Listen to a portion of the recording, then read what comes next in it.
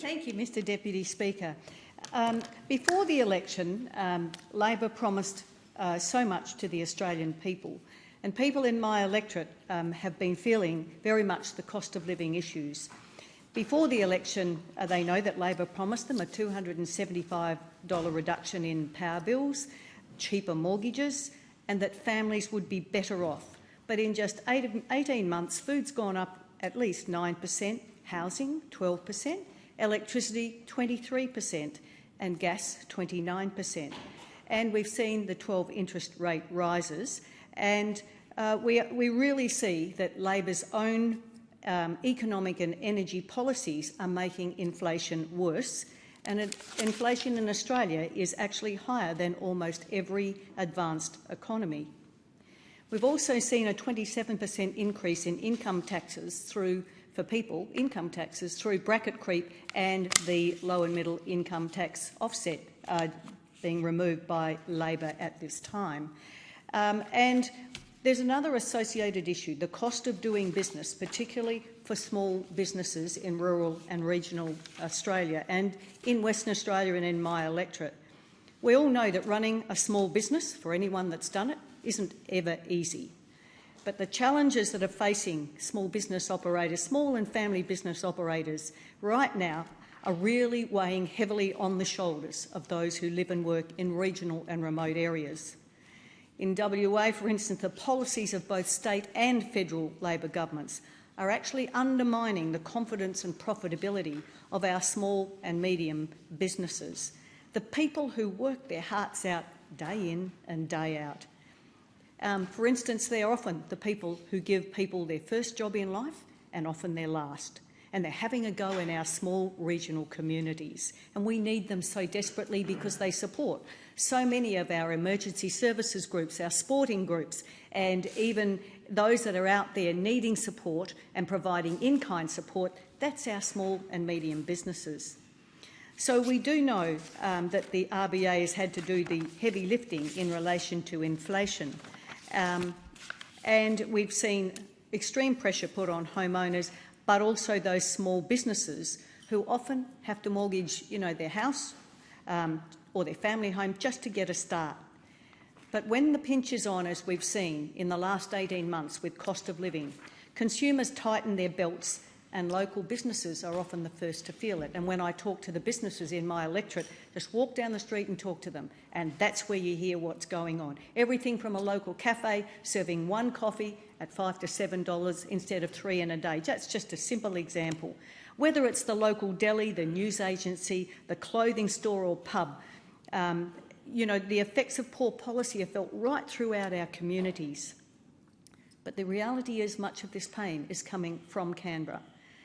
In WA, Labor's plan to end live sheep exports is really a calculated body blow to WA's sheep industry and other directly affected sectors and all the businesses and communities that benefit from it.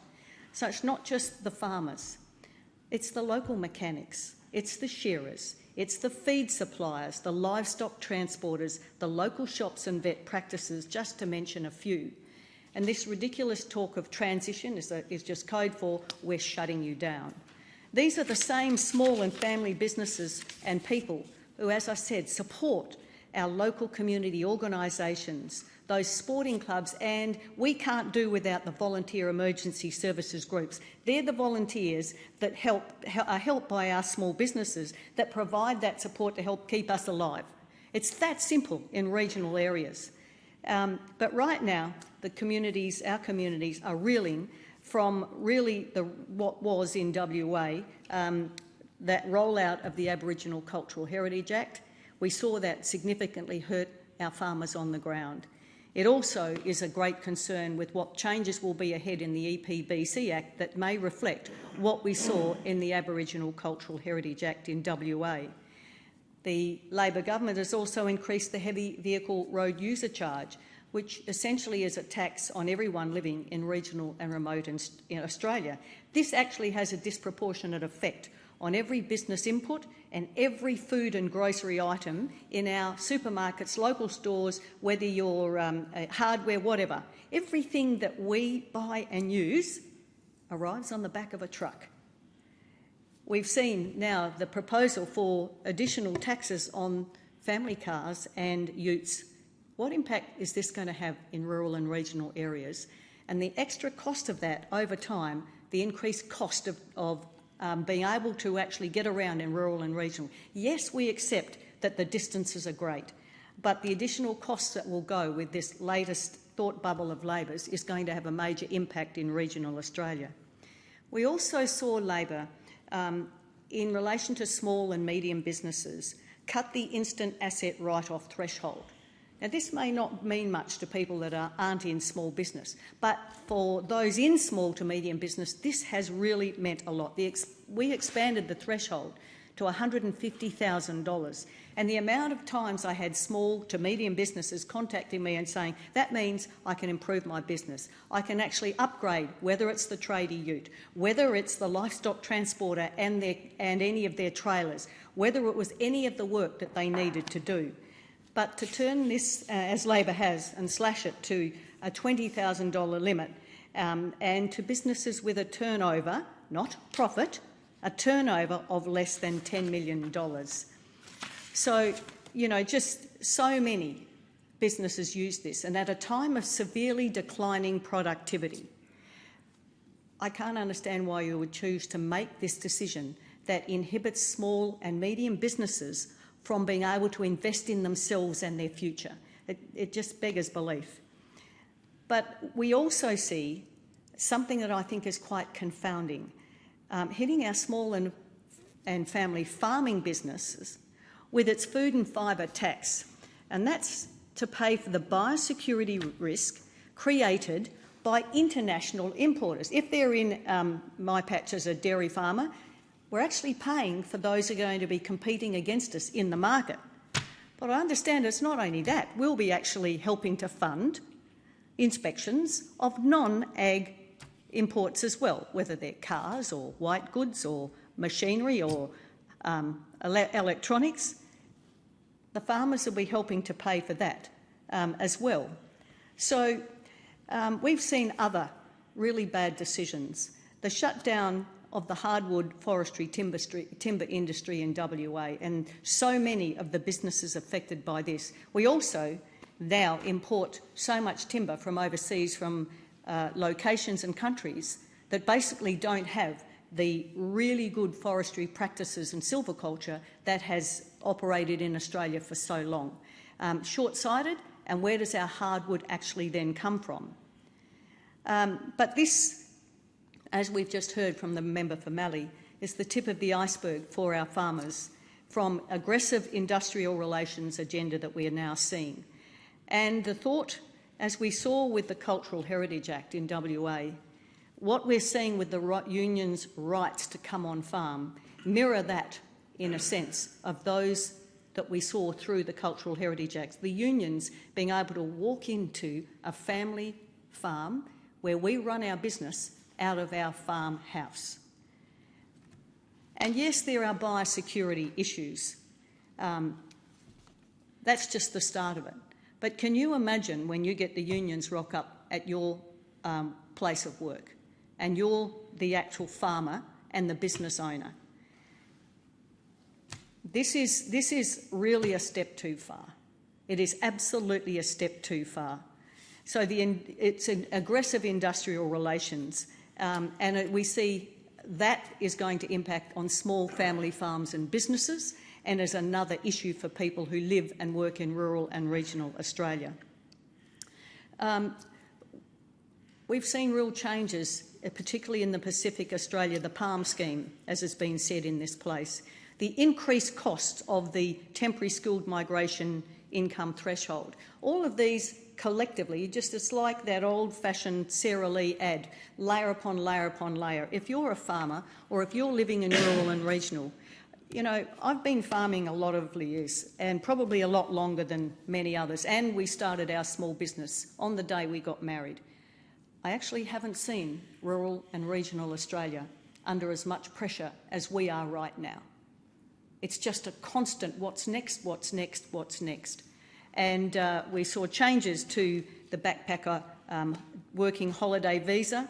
The ag visa's gone. the changes to industrial relations through casualisation and casual workers.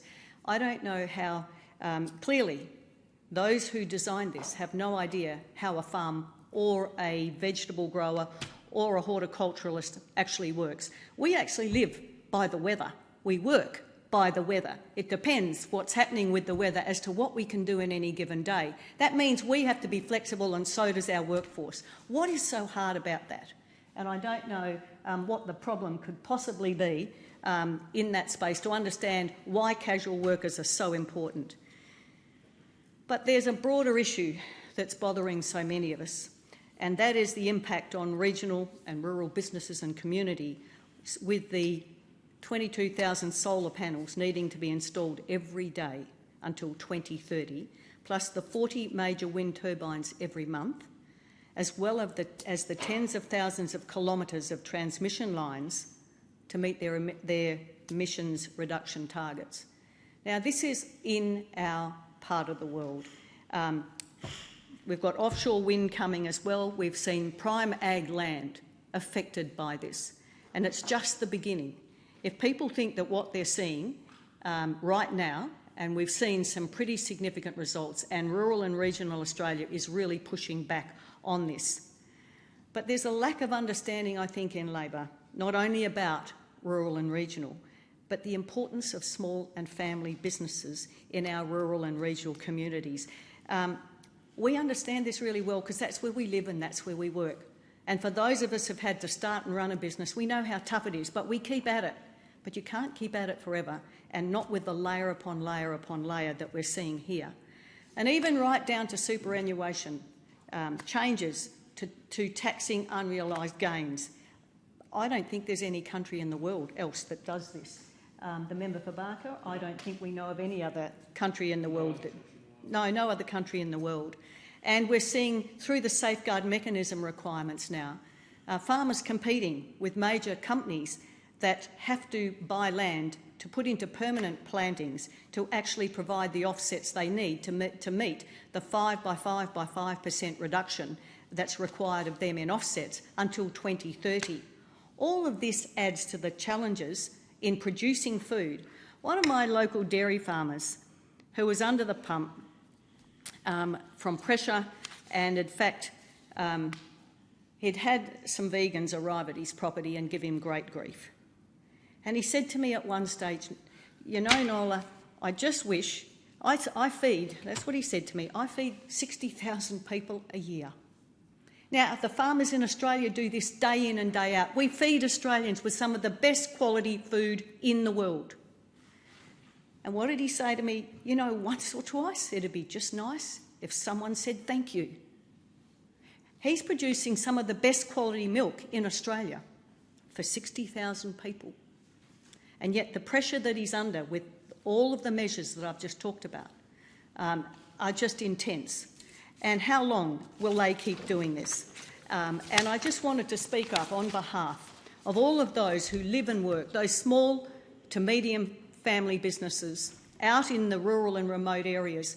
Thank you for what you do, and thank you for actually investing in our communities. We can't do without you. The smaller the community, the more we need you to stay there. And I hope that the people in your communities continue to support you so that you support us, because we can't do without each other. I am concerned about your future, and I'm concerned about rural and regional Australia in a way that I haven't been since we've been farming. And I think